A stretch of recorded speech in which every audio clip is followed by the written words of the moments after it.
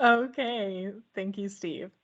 On behalf of the Department of Consumer and Business Services, Division of Financial Regulation, my name is Tasha Sizemore, and I welcome you to this public hearing to discuss the division's preliminary rate decisions for 2023 health benefit plans. The division holds hearings on all individual and small group health rate filings. Each hearing is generally limited to discussion of the division's preliminary decision and final objections regarding the filing. Insurers will be sharing a presentation that describes plan changes and the need for the rate increase, including network, benefit, and copay changes.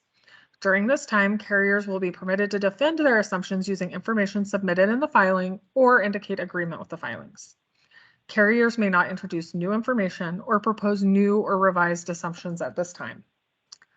When reviewing a rate request, division actuaries consider such factors as recent and projected medical care and prescription drug costs, including any benefit changes, past and future loss ratios, that is how much of every premium dollar goes to pay healthcare claims costs to ensure that the requested rate is not projected to trigger federal rebates or payments from other federal programs. We also look at a history of rate changes and the overall financial strength, including profitability, investment income, and surplus of the company, and the administrative costs. Division staff also ensure that the filings meet all of the requirements of the Affordable Care Act and determine whether or not the anticipated number of enrollees will adversely affect the insurer's financial position. You can review the full rate requests for all of the companies on our website, OregonHealthRates.org. All communication for every health insurance rate change filing, including written answers to all of our questions asked during the review period, are posted there as well. In this hearing, we are discussing, in this order, the preliminary rate decision that the division has made on individual and small group health benefit plans filed by Kaiser, Foundation of Health Plan of the Northwest, and Providence Health Plan. Our agenda for this afternoon will be representatives from each company will make a presentation that describe their rate request. Division staff will lead a discussion about the division's preliminary decision on each rate filing and the preliminary decisions. And finally, we will accept public testimony. If you would like to make a comment on a company's filing, please unmute yourself and make your comment. Comments will also be accepted online through 11:59 p.m. today, July 28th. The division will make final decisions about these rate filings shortly after the public comment period ends this evening. Kaiser, please begin by introducing yourselves, and you can take control of the screen and do your presentation now. Thank you. Thank you, Tasha. Let me take control of the screen first. Hi, I'm David Liebert. I'm Director of Actuarial, and I'll be joined by Luke Hampton, the Senior Actuarial Associate. We're both employees of the Kaiser Foundation Health Plans. And Luke will be starting off by presenting our filings for the small group, and then I will present the filing for the individual products. Hi, I'm Luke Hampton, a Senior Actuarial Associate for Kaiser Permanente. As he just said, I'll be talking about small group. Our small group filing covers a little under 30,000 members, and we are requesting an average rate change of 5.9%. With that is a minimum rate increase of negative 0.6% and a max of 12.1%. The primary driver of this rate increase is difference in medical costs between 2020 and 2021. In 2021 is the experience period that we are basing our 2023 projections and rates on. Now, regarding rating factors, we are changing the area factor for Area 3. It is going from a 0.975 to a 1.0 in 2023. And no other changes are being made to rating factors at this time. And we are not making any changes to our rating areas in 2023. Okay, there we go. So now onto plan modifications. We are not making any benefit changes in 2023. Now, member cost share change usually every year due to federal regulations and keeping up with changes in cost and utilization. As you can see listed below are some of the more notable plan changes we have with member cost share. For the Platinum, we're changing the out-of-pocket max on the Platinum 500 from $4,000 to $3,000.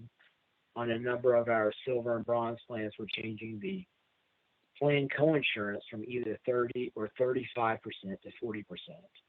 And if anybody is interested in getting more detail on our member cost shares, I would say you should take a look at Exhibit 2 in our rate filing, because that has a lot of information on member cost shares for all of the plans that we are offering in our small group portfolio.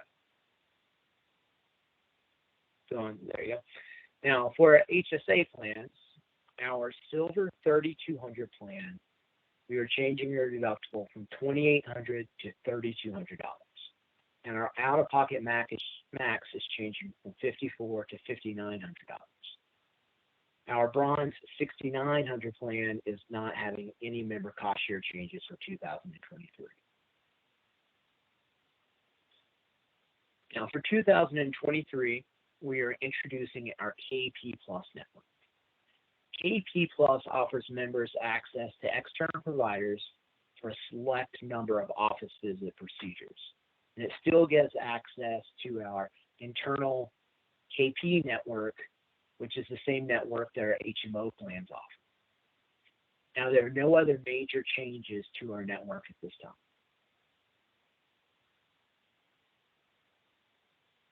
So on the next slide, we have a list of new plans that we're offering in 2023. As you can see, the first 4 new plans are our KP Plus plans. We'll be using the new network that was discussed on the previous slide. We are also offering 2 new POS plans and 2 new out-of-area plans for 2023. Now, on the next slide, you can see that we are not discontinuing any plans for 2023. Every plan that was offered in 2022 is still being offered in 2023. So now, unless I have any questions, I'll turn it over to David for KPIF. All right, thank you, Luke. And so much of this presentation for the individual products will be very similar to the small group. On the individual products, we have just shy of 42,000 members as of March 2022. And we filed for an average rate change of 4.65% with a minimum of minus 3.5% for one of our plans and a maximum of 7.16%. And the primary driver of the rate increase, much like in small group, is the difference in the experience period claims expenses in 2020 and 2021. The 2021 claims expense is the basis for projecting our 2023 costs and rates. There are no rating factor changes. Unlike a small group, we don't have different rating factors that are changing in the different areas, and we're not making any changes to our rating areas for 2023. For the plan modifications, we are not making any benefit changes to any of our plans for 2023, although there are many changes that occur within each plan to the cost sharing, which is typically attributable to keeping up with federal regulations and keeping up with changes in cost and utilization. And those changes can be seen in Exhibit 2 of the rate filing, if anybody wants to see detail on the changes to those plans. For our HSA plans, we are making a major change to our Silver 3000 plan, which on that plan, the member cost sharing will go from 20% to 35%. But on our Bronze 6900 HSA plan, there will be no plan changes. We also don't have any major network changes at this time. We do have 2 new plans this year, one on exchange, the Silver 750/30 plan, and its off exchange equivalent, the Silver 750/30X plan. And we are not discontinuing any plans at this time. And that is the end of our formal presentation. Thank you. Division staff will now lead a discussion about the division's review of the filings and the preliminary decisions. And this goes to Tim. Hi, thanks, Sasha. My name is Tim Hinkle. I was the primary reviewer on this rate filing. Hi, everyone. My name is Drew Bucks. I was the secondary reviewer. When we review these rate filings, we consider a variety of factors included in the information. We typically break this into three pieces. We break it into the data that's used for the projections, the assumptions, and then the calculations. We review the data for reasonability and credibility and and appropriateness, and in this case here, I kind of want to echo what Kaiser said in their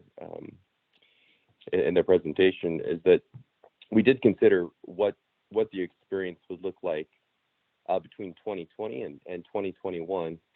And in some ways, we saw that as a theme kind of across the market, that the 2020 utilization was lower due to COVID, and 2021 was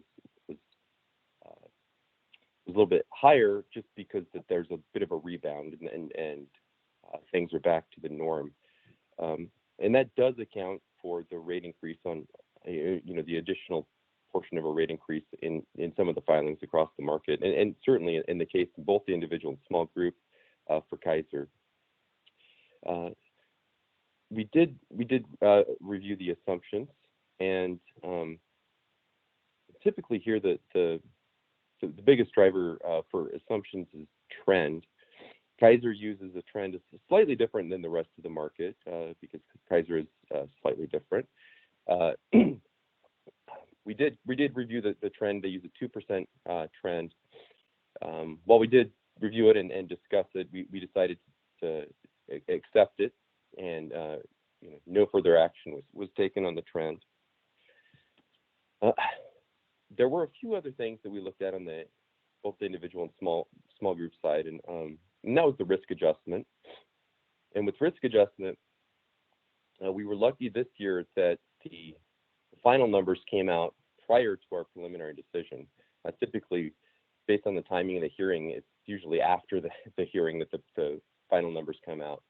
However, this year the final numbers came out, and we did notice on the small group side that Kaiser, when it estimated its experience, the risk adjustment experience, it was expected to, they were expecting to pay less than what they actually were when the final numbers came out.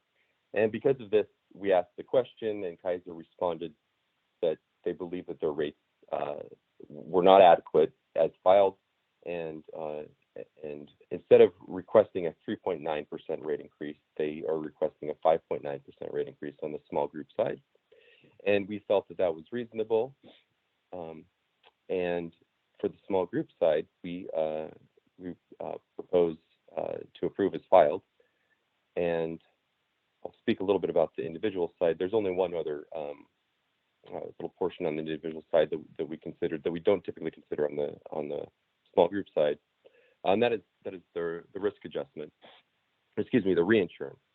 And with the reinsurance, we looked market wide, and we looked at what everybody's projecting, and we know that there's a particular budget that we have that will pay claims, and we sum the risk or the reinsurance amounts across all the carriers. We look at them in a PMPM value, and we look at the historical and the projected amount. And for 2023, we felt that no carrier was out of line, and so therefore, on the individual side, we want to approve as filed as well. So that was our preliminary decision on both, was to approve as filed, with a little asterisk on the small group, which is we are approving with the adjustment to account for the risk adjustment. All right, thank you, Tasha.